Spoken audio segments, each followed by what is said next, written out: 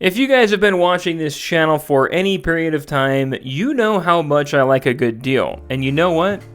I know that you guys like a good deal too. But I got this comment right here the other day, and it made me laugh because it's so true. On this channel, I review a lot of budget and low-cost smartphones. And you know what? That did make me ask the question, why don't we focus on other devices and not just the box phones? So while I was browsing the Apple Store the other day, I ran past an iPad that was such a good deal, and it is a mainstream iPad. I thought to myself, I wonder if it's worth it. So I ended up buying the iPad. It's the A16 iPad that was released in March of this year, and currently you could buy it for $349, which is crazy. I'm going to unbox the iPad, take a look at the hardware, the software, do some gaming, and maybe I can help you guys make the decision if $349 is worth the new iPad. Also, thanks to Paperlike for sponsoring today's video, but we will get to that later. Now, don't get me wrong, guys. I know that $349 is a lot of money, but if you've got an old iPhone sitting around, Apple has a decent trade-in program, and you could get $100 or so for an old iPhone. The ridiculous part about this iPad is it has an accessory, the Magic Keyboard Folio, and this thing alone costs $250. What the hell? There's definitely cheaper options on Amazon if you want to convert this over to a laptop, and if you buy the iPad right now during Black Friday, they give you a $25 gift card. Maybe I'll buy some Apple socks with this. Oh, never mind, those are $230. I think you guys are catching my drift. You can get 128 gigabytes of internal storage, 6 gigabytes of RAM, and an A16 chip for just $349. I've put off getting iPads before because I just don't like the price point to getting into a decent iPad, and this iPad appears to be a really good deal. The one I chose is blue, but you could also get yellow, pink, or silver, so not bad at all. If it's been a while since you've bought an iPad, they still come with charging accessories, a 20-watt charge block, and a USB C to C type charge cable, which is a good deal as well. Anywho, let's go ahead and power this thing on and set it up so we could do some benchmarking and test its performance. I've got to admit, I love this shade of blue. But before I get ahead of myself and get my fingerprints all over this thing, I need to give a shout out to today's video sponsor, Paperlike. I use Paperlike on all of my iPads because not only does it reduce glare, but it also makes it feel way better with the Apple Pencil. Because out of the box, writing on the glass screen of an iPad kind of feels like skating on ice, and that's where Paperlike comes in. So this is the Paperlike 3 screen protector, and it's made for just about any model of iPad you have. It's not your average screen film, it gives your display a paper-like texture. So your Apple Pencil feels like it's gliding on real paper instead of slick glass. On regular glass, your pencil slips, but with Paperlike 3's nano dot surface, you get friction and control, which is way more precision when you're sketching, writing, or signing documents. It's like your iPad just leveled up into a proper digital notebook. And they finally fixed the installation headaches. The new Butterfly application system makes lining it up super easy. No bubbles, no dust, no panic. Everything still looks sharp. So if you've got an iPad, make this one of your first upgrades. The Paperlike 3 instantly makes the Apple Pencil feel natural and satisfying to use. I'll drop a link below if you want to check it out for your model. Thanks to Paperlike for sponsoring today's video, and let's get back to it.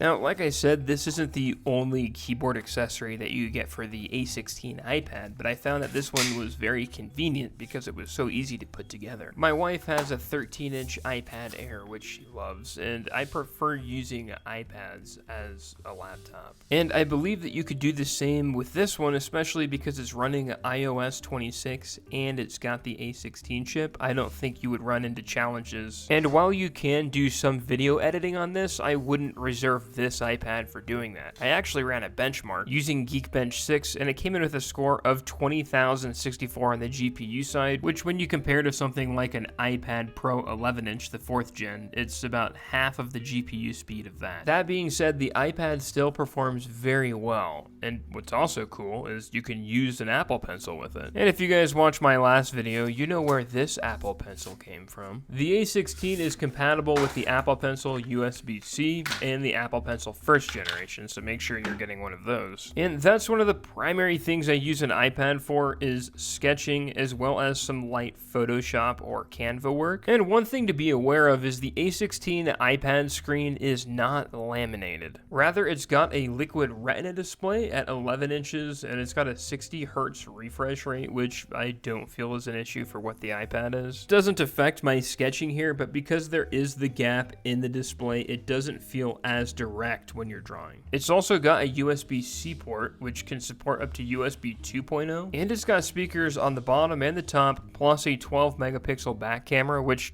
actually surprised me. Having used iPad cameras previously, I've hated them, but this one is actually pretty good. It's also got a fingerprint reader, which I log my left and right index finger depending on how I'm holding the iPad. Now, the reason the iPad camera surprised me is because it's got video stabilization, and I don't plan to be vlogging with a big clunky iPad anytime soon, but I've got a pretty shaky hand when recording video, and video stabilization on the iPad is as smooth as butter. And while it does have 5x digital zoom, I wouldn't have any reason to use that on an iPad because they're just so clunky. And while you can take photos with the A16 iPad, they look like 12 megapixel iPhone photos. And of course, when you do a 5x digital zoom, that doesn't look great on the iPad. The real use of the camera would be for like scanning documents, not taking photos like this. Oh yeah, and of course, for taking selfies. You know, the selfie cam doesn't look bad either. Now, a huge update with the iPad supporting iOS 26 is being able to use like actual laptop multi-window features. Don't mind me with this fake Apple Pencil, but you could essentially have however many windows you want open and multitask like a madman on this iPad, which is an absolute game changer with a tablet at this cost. Now, if gaming is your thing, which is one of the primary reasons I would have this iPad, well, it works wonderfully. In the process of making this video, I played Call of Duty Mobile for about an hour using this iPad, and it did not even heat up. It ran really well. I'll very likely install a bunch of emulators on this iPad too and use it as an emulation machine. Based on my research, you could run 3DS, PS1, PSP, NES, DS,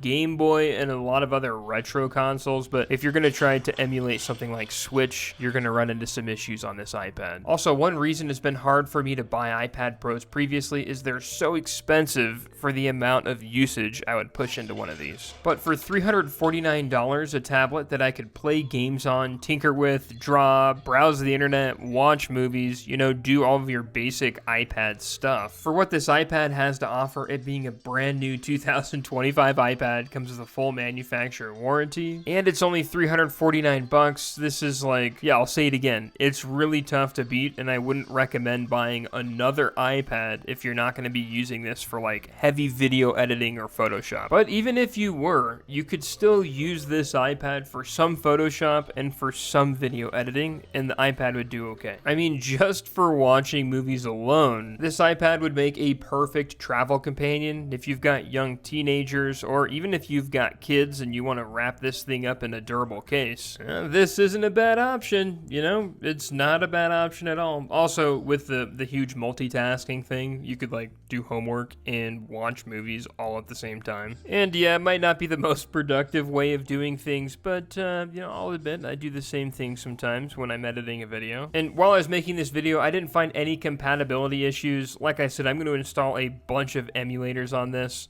I'm going to use it as a drawing tablet. I'm going to use it to edit some Canva photos and use it as a movie player. And for all those things, this is a perfect tablet for that. And for the $349 price tag, I don't see why this wouldn't be worth it. I can't think of other tablets that would be as good of a deal for someone who's already in the Apple ecosystem. Jumping over to like an iPad Air and having some additional features, for the use that I get from an iPad, I'm not looking to do that. I do most of that work from a MacBook. Thank you guys so much for watching. I hope you enjoyed the video and learned something along the way.